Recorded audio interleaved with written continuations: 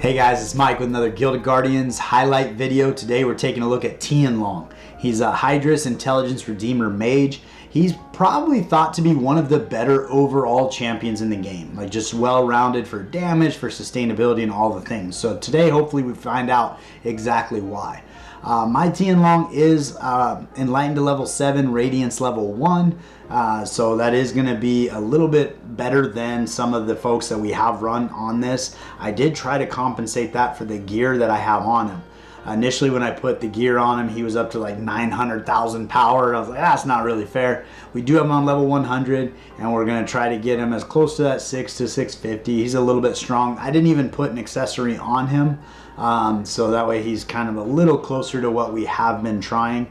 He does have attack boots. He does a great deal amount of damage, so we do want him in attack boots, but if you have a struggle keeping him alive, you can definitely utilize defense or HP here and try to get some attack on his accessories. So that's what we got going on there. See if we have any crit rate. I don't. On this gear, it does not look like we have any crit rate, so he's going to be working for his crits for sure.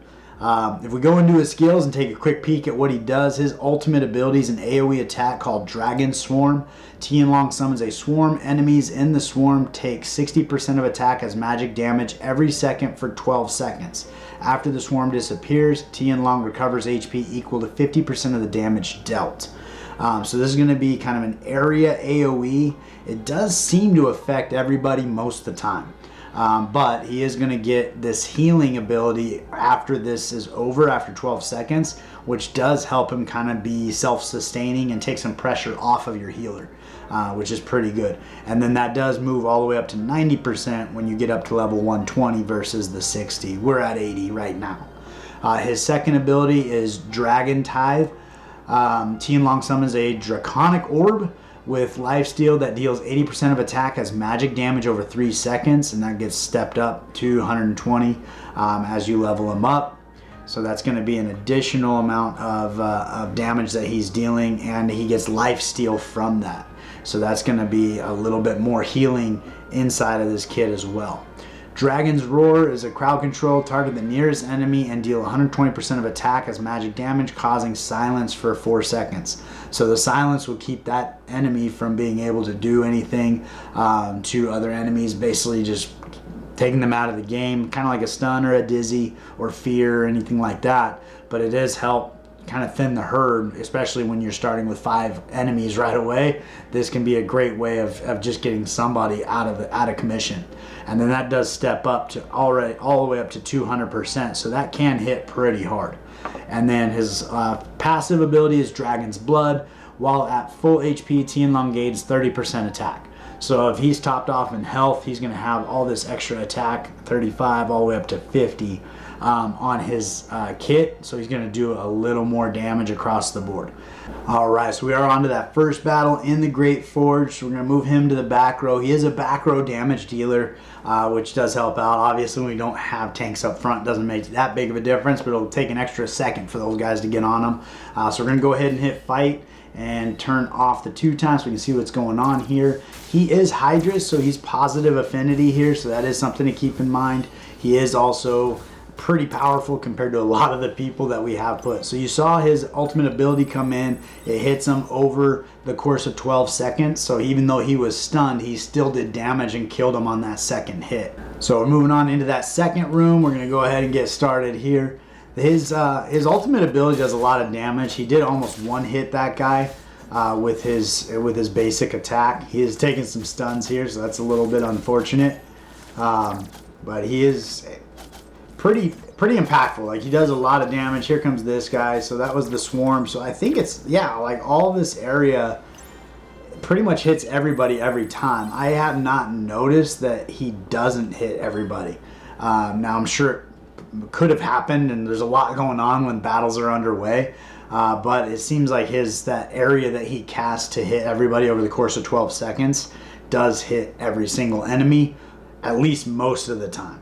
Alright, so we're moving into that third and final room. You can see his health is almost completely topped off. His self-healing abilities do a lot of work to keep him alive, take a lot of pressure off your healer. And then if you have somebody like Grizel following him around where he's doing his ultimate ability even more, it's just going to help him heal even more and more. So you saw his ultimate ability just started ticking life away until everybody was just dead. And he's walking out of here with full health. So that is the power of his kit. And then he does have that 4 seconds of silence, I think, that he puts on one enemy occasionally as well for a little bit of crowd control. I didn't actually see that happen. I'm sure it probably did, but with everything going on, sometimes it's a little bit difficult. If we jump out into the token trove, we can see TianLong here, base level TianLong, currently valued at $163.34. One thing I will note, and his value is actually on a pretty steep rise right now. One thing I will note is this value is based on Ethereum. So if I were to put him up for sale for say 0.06 Ethereum, the volatility of the crypto market has been pretty crazy the last few days. So his dollar value will swing dramatically, even though the Ethereum that I'm selling him at stays the same. So that is one thing to keep in mind. Is kind of like a double variable you're working through when you're trying to value these characters, is how much Ethereum and then what's the conversion rate at the time. Because if you're at 0.068 like you see down here, and then Ethereum drops significantly in price, all of a sudden this 183 could go down to like 140, and then you buy him at the same amount of Ethereum, and then 2 or 3 days later Ethereum shoots back up and he's already valued back at 183, even though your price is still the same amount of Ethereum.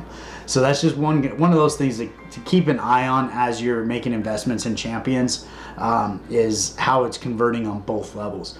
You see the Warrior version here, they actually do not have a Warrior 5 star. So this is 7 in Enlightened 7 Radiance 1 at 214. I have one of these 7 characters right here, so that's pretty good. They're at 386, and then you have the Elite at 715 for the Elite TianLong.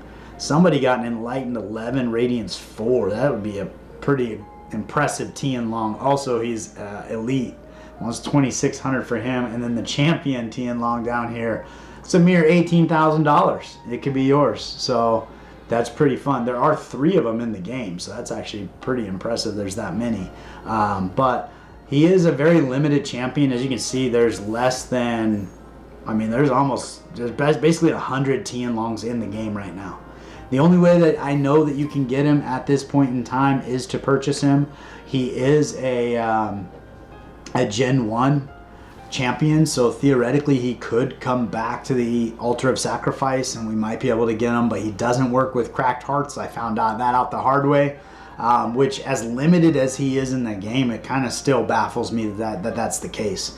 Because in order for me to upgrade my TianLong, I'm going to have to purchase more and more of him and move him along. So like this guy here getting Enlightened level 11 Radiance 4, he's made some investments in this TianLong. So that's and fortunate that it's Elite though, because that does make him a little more collectible, but that's pretty impressive. But I think that's about what I got for you on TianLong. He's a fantastic champion. If you are in the market for a champion, just an all-around damage dealer, him, Phoenicia are both excellent, just all-around champions. I do think the healing ability in his kit for himself does make him a little more sustainable, and overall his damage seems to be a little bit higher, but she provides a lot more benefits to the rest of your team. So depending on what you're looking for, I think either of those champions could be amazing additions to your account.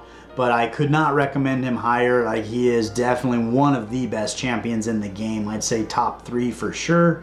And that's just all-around champion as opposed to any specific skill. So I think Cyrus is the best tank in the game. He probably overall is probably one of the top 3 best players in the game as well.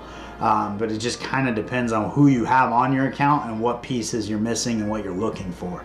But I appreciate you spending time with me today with TianLong. I think he's a fantastic champ. Definitely want to pair him with some kind of healer and a tank to protect him in the back row there. And then keep in mind, all of his damage is magic damage, as he is a mage. So depending on some of the rooms reflecting magic, that's something to keep in mind for sure, because he does kill himself when you give him the opportunity to reflect that damage on himself. But thanks for tuning in today. I appreciate you spending time with me, and I look forward to seeing you next time.